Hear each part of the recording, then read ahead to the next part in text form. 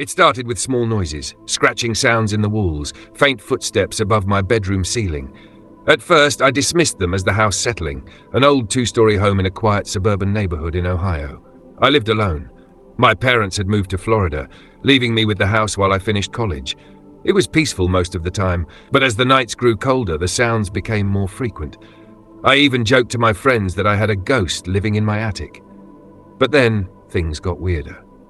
One night, I was watching TV in my living room when I heard a loud thud upstairs. It was heavy, like someone had dropped a bowling ball.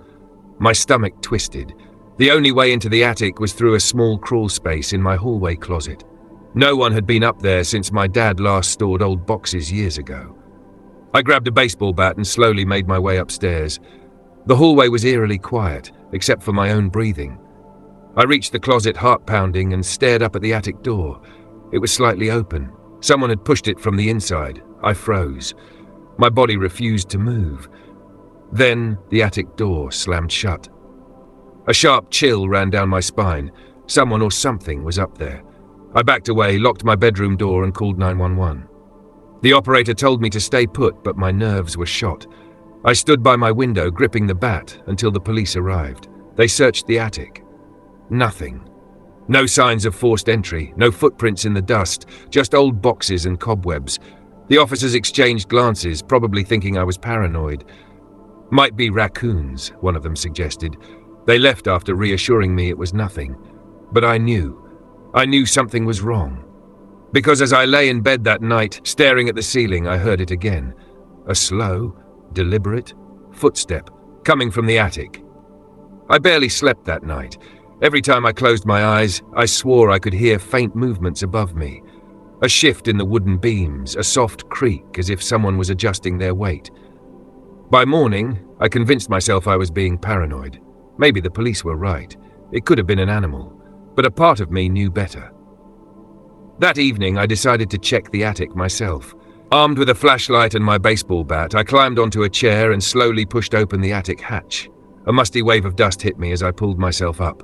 The space was dimly lit by my flashlight beam, revealing old boxes, insulation, and wooden beams.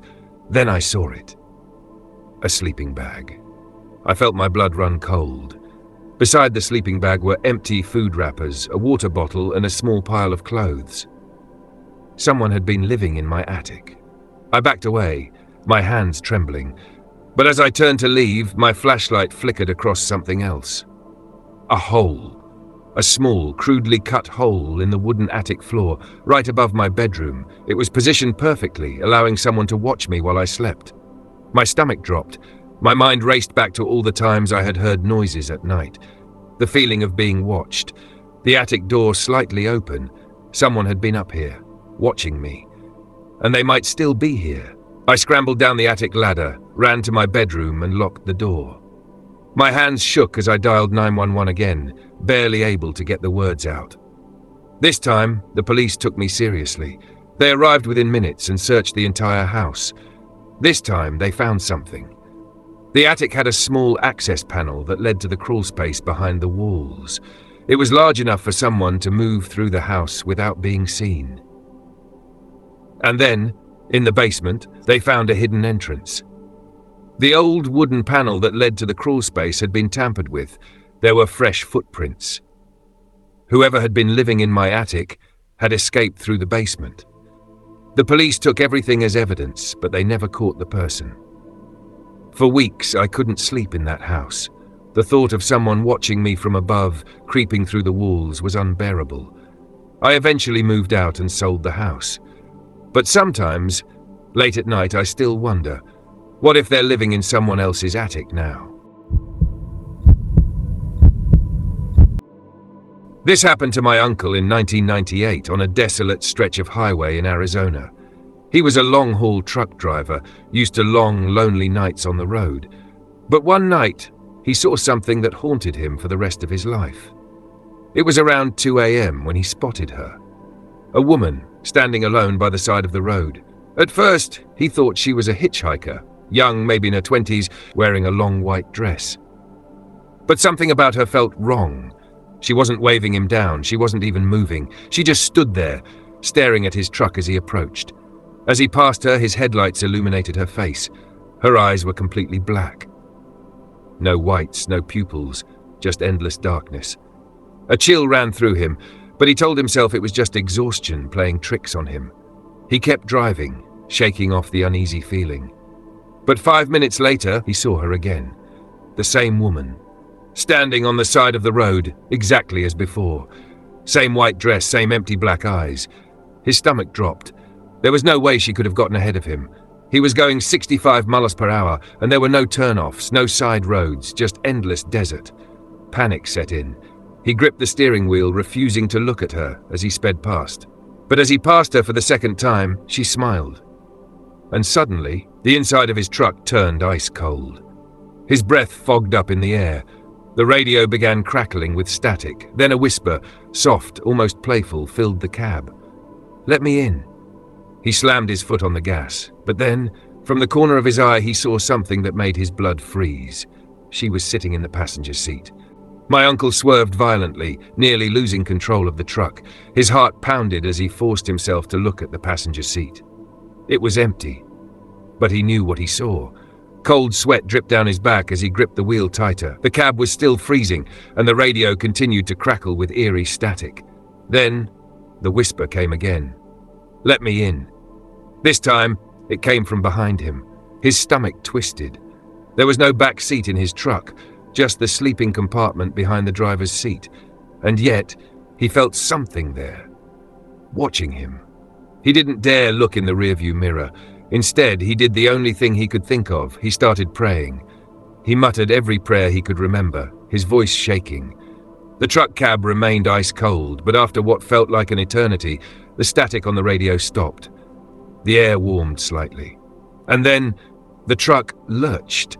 It felt as if something had been sitting on the back of the truck and suddenly jumped off. He glanced in the side mirror and his blood ran cold. She was standing in the middle of the road behind him, staring. As he sped away, she slowly lifted her hand and waved. He didn't stop driving until he reached a truck stop nearly an hour later. He rushed inside, still shaken, and told the clerk what had happened. The clerk went pale. "You're not the first driver to see her," he said quietly. "She's been showing up on that highway for years."